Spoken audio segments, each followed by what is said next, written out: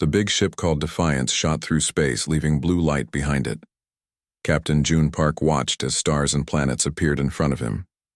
This was Earth's first journey to another star system. "Captain, look," said Lieutenant Hana. "Kim. Big ships are attacking small ones." Captain Park leaned forward. Through the main window, he saw large, dark ships firing at smaller vessels. The smaller ships tried to escape but couldn't move fast enough. "Can we tell who they are?" Park asked. Hana checked her screen. "The small ships have families on them. Thousands of people. The big ships are just hurting them." Park didn't hesitate. "Get ready for battle. We can't just watch this happen." The crew moved quickly. Weapons Officer Sung moved to his station. The ship's computers came online with soft noises. "Sir, the attackers are sending us a message," said Dae Lee from communications. "They say they are the Krell enforcement fleet. They want us to leave their space immediately." Park stood tall. "Send this message. This is Captain June Park of Earth's ship Defiance. Stop your attack now." The Krell ships didn't stop. Instead, 3 of them turned toward the Defiance. "They're coming for us," said Hana. "Their weapons are much bigger than ours." "But not better," Park said. "Target their weapon systems. Don't destroy their ships if we can help it." The Defiance moved forward. The crew was nervous but ready. This was humanity's first fight among the stars. The first Krell ship fired. A purple beam shot toward the Defiance but missed as Park ordered a quick turn. The Earth ship fired back. Blue energy bolts hit the Krell ship's side. "Direct hit!" shouted Sung. "Their shields didn't stop our weapons." Park smiled. "Again, hit all 3 ships." The battle lasted only minutes. The Defiance moved faster than the Krell expected. Earth's weapons cut through the alien ships like they weren't protected at all. Soon the Krell ships turned and ran away. "They're retreating," said Hana, surprise in her voice. "We won." Park nodded. "Check on the small ships. See if they need help." The small ships were damaged but still working. Their people were safe. On the main screen, a face appeared. It wasn't human. The being had silver skin and large eyes. "I am Mira of the Tellurian people," she said. "You saved us from certain death. The Krell would have taken us as slaves." "We couldn't let that happen," Park replied. "I'm Captain Park from Earth. We're new to space travel between stars." Mira looked worried. "You don't understand what you've done. The Krell Empire controls hundreds of worlds. They are the strongest power in this part of the galaxy. No one fights them and wins." "Well, we just did," said Park. "Yes," said Mira, her voice serious. "And now everyone will know about Earth. The Krell will tell stories about the ship that defeated them. Some will fear you. Others will hope you can help them." Park looked at his crew. They had come to explore, not to fight. But they couldn't. Ignore people in danger. "Will the Krell come back?" he asked. "With more ships," Mira answered. "They hate losing, and they hate anyone strong enough to challenge them." Park thought about Earth, so far away. His people had just wanted to see what was beyond their solar system. Now they had made powerful enemies. "We should get you home," Park told Mira. "Then we need to contact Earth. They need to know what's happening out here." Mira nodded. "The galaxy has many dangers, Captain, but perhaps it needed someone like you. Someone who would stand up to the Krell." As the Defiance moved toward the Tellurian colony, Park wondered what would happen next. Earth had built this ship to explore. They hadn't known they would need to defend themselves so soon. "Sir," said Dae Lee, "I'm picking up signals. Many alien ships are talking about us. They're calling us the warriors from the radiation world, and the humans who don't fear death." Park sighed. "Tell Earth we made first contact, and tell them to build more ships. I think we're going to need them." The huge doors opened, and the 2 humans walked into the big round room. Captain June Park felt everyone watching them. Next to him, Ambassador Su Min looked calm, but Park knew she was nervous. They were the first humans to visit the Galactic Conclave. The room was bigger than any building on Earth. Hundreds of aliens sat in rows that went up like a bowl. Some had scales, others had fur. Some were tall and thin, others short and wide. All of them stared at the humans. Do they all hate us already? Whispered Su Min. They fear what they don't understand. Park answered quietly. A very tall alien with skin like blue glass stood up. The conclave begins. Earth representatives come forward. Park and Min walked to the center of the room. The floor was made of shiny black stone that showed their reflections. Earth stands accused of attacking Krell ships, said the tall alien. This is a serious matter. Before Min could answer, a large creature with red armor stood up. It had 4 arms and sharp teeth. These humans have no right to be here, shouted the Krell diplomat. Their planet was marked unsafe thousands of years ago. The radiation levels should have kept them primitive. The room filled with whispers. Many aliens looked shocked. Ambassador Min stepped forward. We came because we had to. The Krell were attacking innocent people. We stopped them. You interfered with official Krell business, said the tall alien leader. We stopped a slaughter, said Min. If your rules say that's wrong, then your rules are wrong. More whispers filled the room. No one talked to the conclave like that. Show us the human ship, ordered another alien. A big screen appeared in the air. It showed pictures of the Defiance. The room became very quiet. This can't be right, said a small green alien. Their ship uses old metal in some parts but has energy systems we've never seen. It's a trick, said the Krell diplomat.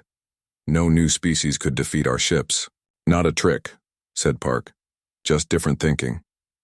The tall leader looked at Park. We will scan you now. It is standard for new species. Light moved over Park and Min. Then new pictures appeared on the screen. These showed the inside of their bodies. Impossible, shouted someone. Their bones are too dense. Look at their muscle structure, said another. And their radiation tolerance is off the charts. The Krell diplomat looked angry. Their world should have killed them. Instead, it made them stronger. The room grew louder. Some aliens looked afraid now. That's enough, said the tall leader. The conclave will consider this matter. Earth representatives, you will wait outside. Park and Min walked out. Guards with strange weapons followed them.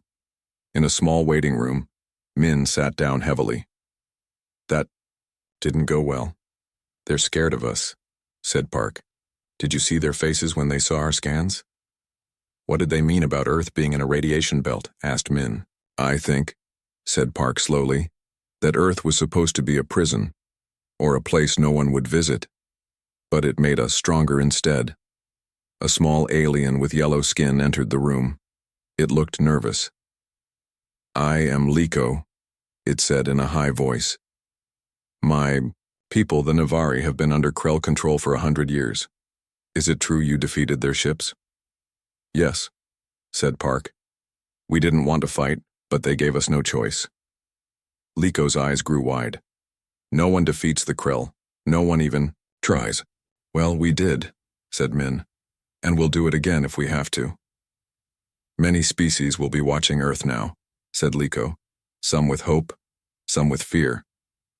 After Liko left, Min looked at Park. I think we just became important in galaxy politics. More than that, said Park. I think we became the monsters under everyone's beds.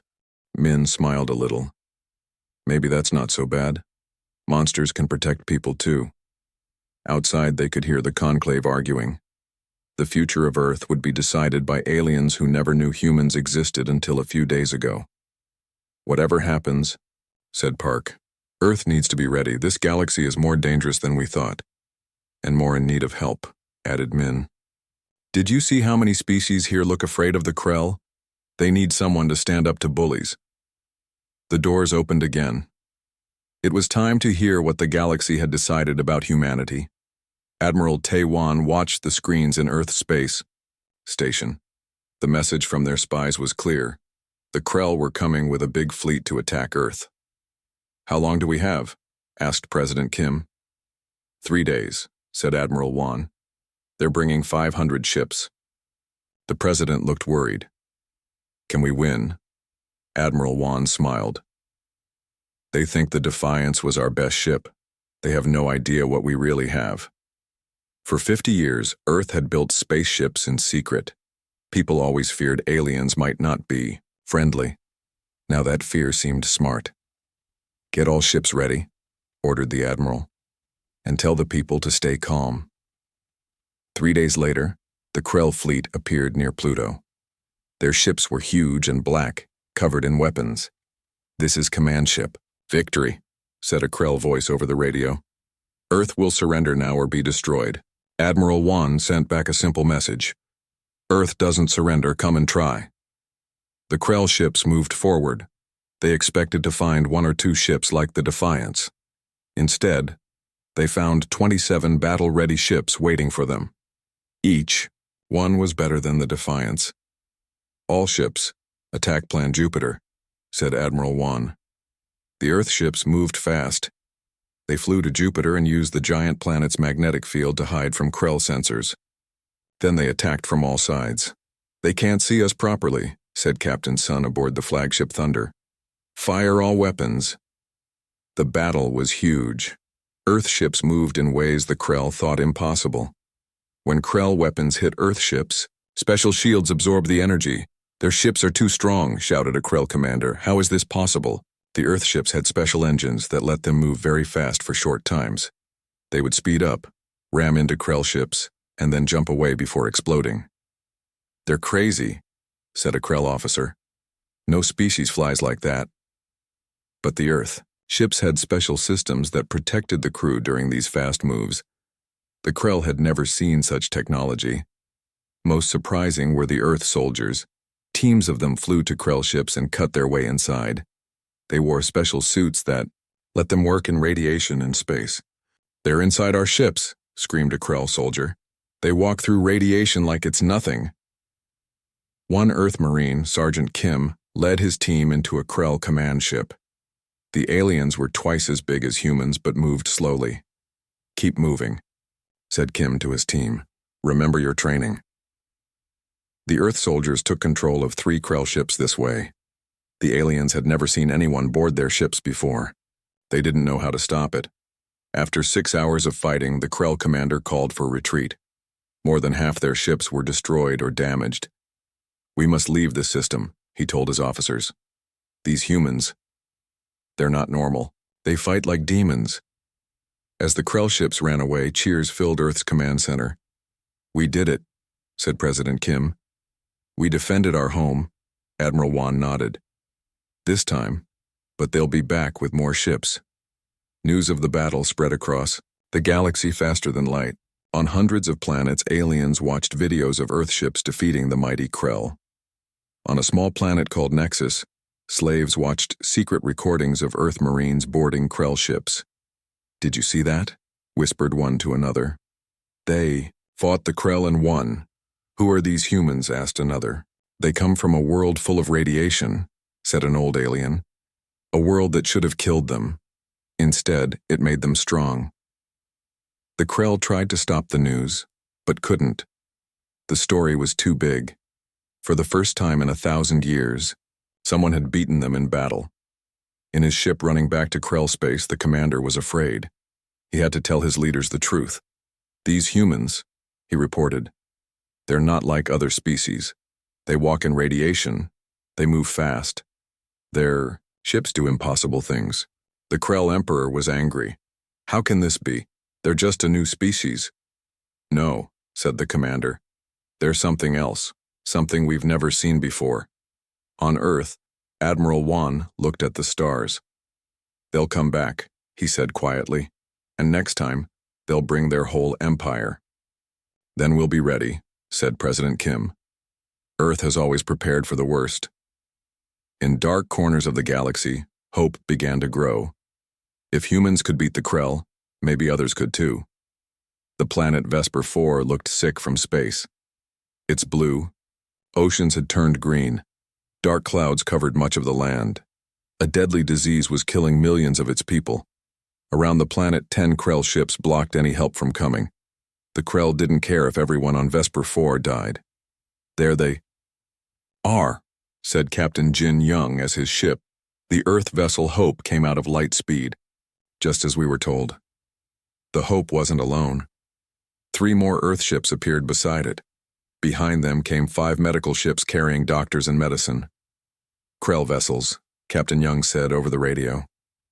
This is Captain Young of Earth. We are bringing medical help to Vesper 4.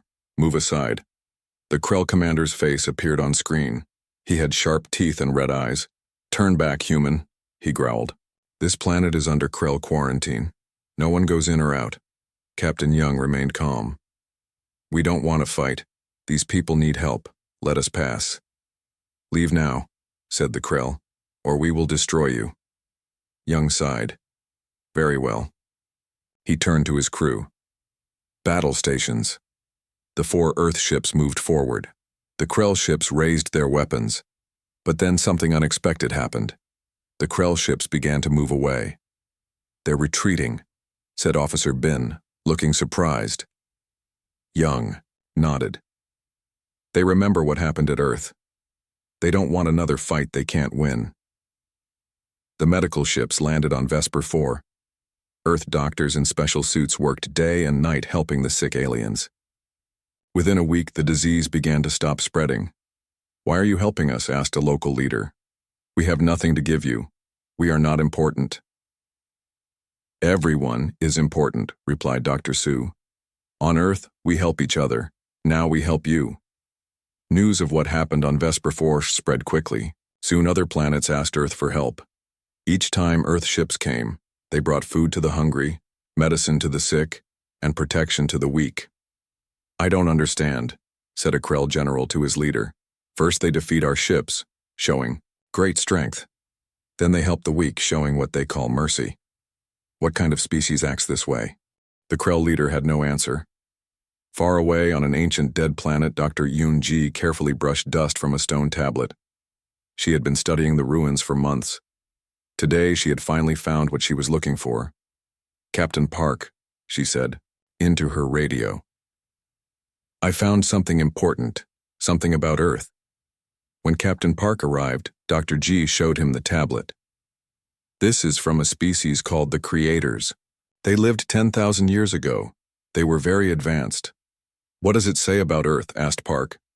The Creators found Earth when humans were still very primitive, explained G. They saw something in early humans that scared them. Our ability to adapt. Our creativity. Our determination. Park looked at the tablet. So they left us alone? They put warning signs around our solar system, said G. They told other species that our part of space was dangerous because of radiation. They hoped we would stay isolated forever. They feared what we might become, said Park thoughtfully. Yes, said G. But they also wrote that if humans ever did join the galaxy, we might change everything. A month later, the Defiance was patrolling near the Cygnus sector when they detected a strange signal. Following it, they found a huge Krell facility built into an asteroid. It's a slave processing center, said Officer Hana Kim, looking at her screen with horror.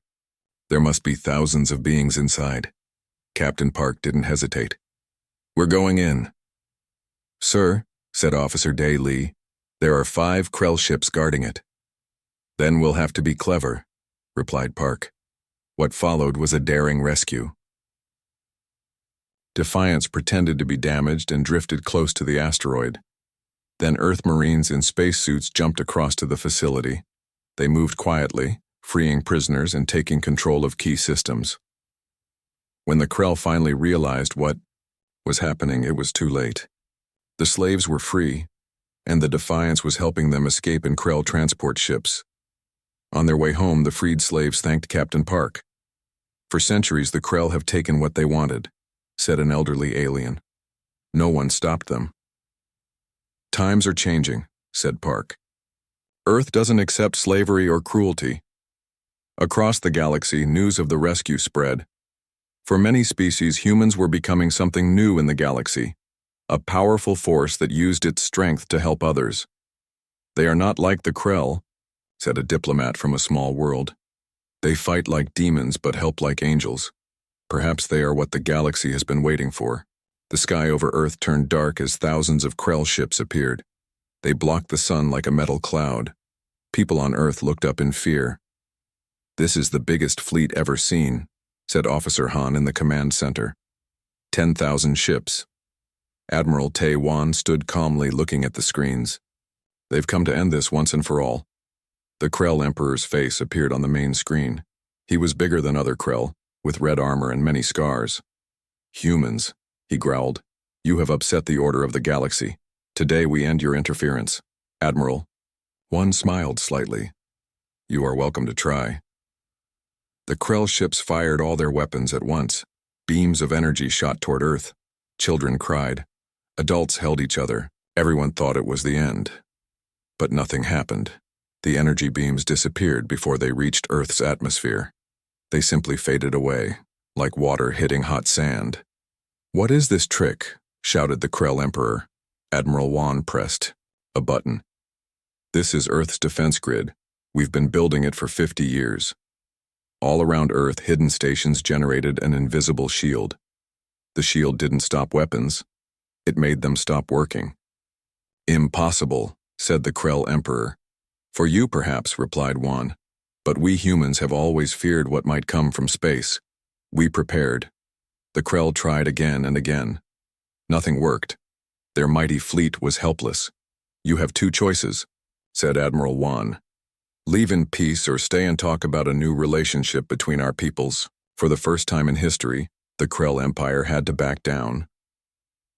3 weeks later, the Galactic Conclave met again. This time, Captain Park and Ambassador Min weren't alone. With them came leaders from 30 different alien species. The tall, moderator of the conclave looked surprised. "Earth speaks again, and brings a friends?"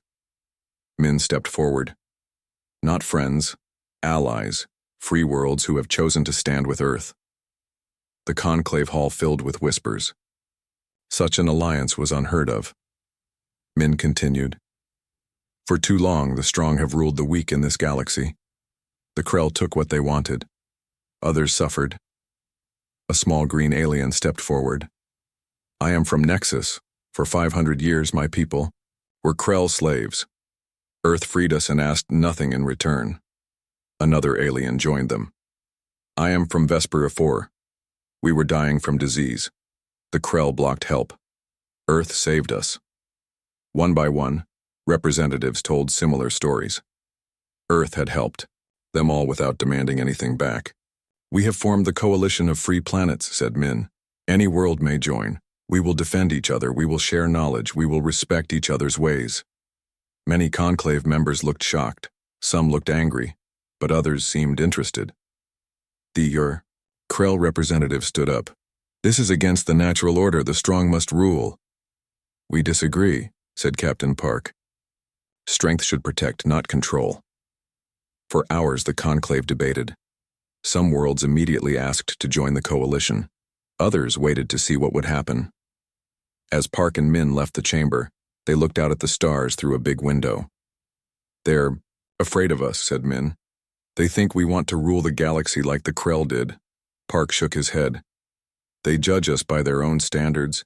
They can't imagine power without control." "What makes humans different?" asked Min. "We change," said Park. "We learn, we grow, and we help others do the same." Below them, the conclave continued arguing. The galaxy was changing. For thousands of years, it had known only the rule of the strong. Now there was another way. On a small planet far from Earth, a child looked up at the night sky. "Which one is Earth?" she asked her father. "You can't see it from here," he said. "It's too far away." "Will the humans really help us if the Krell come back?" Her father nodded. "Yes, they promised, and humans keep their promises." "Why do they help us? What do they want?" The father thought for a moment. "They want what we want. A galaxy where everyone is free, even the Krell, even them someday," the child didn't understand. "But the Krell are mean." "Yes," said her father. "But the humans believe everyone can change." Across the galaxy, billions of beings looked toward Earth with new feelings. For some, it was fear of these strange, strong humans. For others, it was hope. Either way, the galaxy would never be the same. Earth had arrived and everything was changing.